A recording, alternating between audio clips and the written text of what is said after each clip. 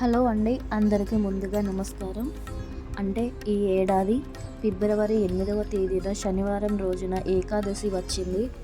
హిందూ మతంలో ఏకాదశిని ఎంతో ప్రాముఖ్యత ఉంది కాబట్టి ప్రతి ఏడాది మాఘమాసంలో శుక్లపక్షంలో వచ్చే ఏకాదశిని భీష్మ ఏకాదశి అంటారు. అయితే ఈ ఏకాదశి నాడు కొన్ని పరిహారాలు పాటించడం వల్ల ఇంట్లో డబ్బుకు ఎలాంటి లోటు ఉండదు.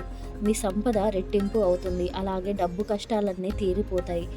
అయితే ఈ ఏకాదశి నాడు ఏ పరిహారాలు పాటించాలో ఇప్పుడు మనం ఈ వీడియోలో తెలుసుకుందాం. ఏకాదశి నాడు తులసి చెట్టుకు పూజ చేయడం వల్ల ఎన్నో ప్రయోజనాలు కలుగుతాయి. ఈ పర్వదినాన తులసి మొక్క దగ్గర నెయ్యి దీపం వెలిగించి ఓం విష్ణుయే నమ అనే మంత్రాన్ని జపించడం వల్ల, ఈ పరిహారం పాటించడం వల్ల మీ జీవితంలో ఆనందం, శ్రేయస్సు, సానుకూల శక్తి పెరుగుతుంది. ఏకాదశి రోజు ఉపవాసం ఉండడం వల్ల దారిద్ర్యం తొలగిపోయి ఐశ్వర్యం, ఆరోగ్యం లభిస్తాయి.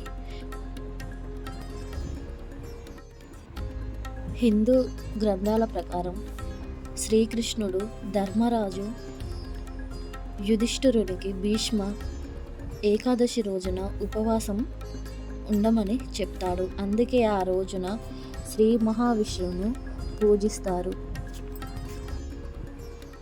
విష్ణుమూర్తితో పాటు లక్ష్మీదేవిని, తులసి చెట్టును పూజించడం వల్ల ఇంట్లో మనం అనుకున్నట్టు జరుగుతుంది. ఆర్థిక సమస్యలతో బాధపడుతుంటే తులసి ఆకులతో పూజ చేయండి.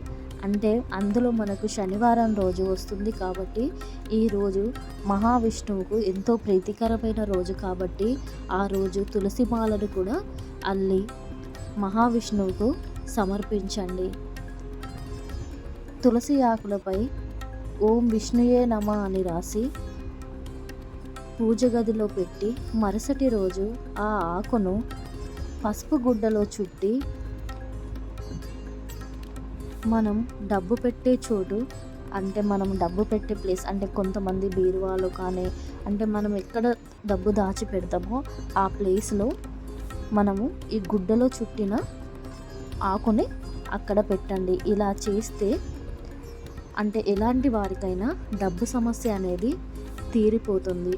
అంటే ఆర్థిక కష్టాల నుంచి బయటపడతారు. ఆ రోజు అంటే ఏకాదశి రోజు పొద్దున్నే మనము స్నానం చేసే నీటిలో కాస్తంత పసుపు వేసుకొని స్నానం చేయండి. అలాగే పసుపు రంగు దుస్తువులు కూడా ధరించడం వల్ల దారిద్ర్యం అనేది తొలగిపోతుంది. ముఖ్యంగా ఆ రోజు మాత్రం నలుపు దుస్తువులు అస్సలు వేసుకోకూడదు. తలస్నానం చేసి పసుపు దుస్తువులు వేసుకొని విష్ణుమూర్తికి అంటే పూజ చేయడం వల్ల మనము ఇంట్లో ఉన్న దారిద్ర్యం మొత్తం తొలగిపోతుంది.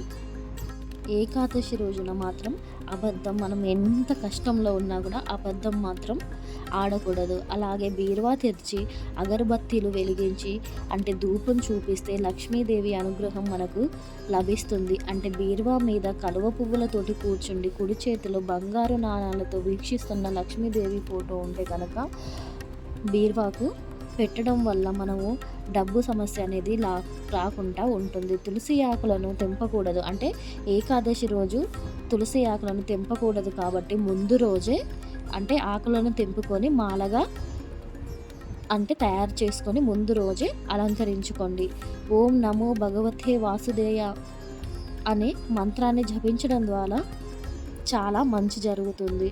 చివరికి హారతి ఇచ్చి ఉపవాసం ఉంటే ఏకాదశి రోజు మనం అనుకున్నట్టు జరిగి ఇంట్లో దారిద్ర్యం అంతా తొలగిపోయి అంటే మనకు ఇంట్లో సుఖశాంతులను కలిగింపచేస్తుంది.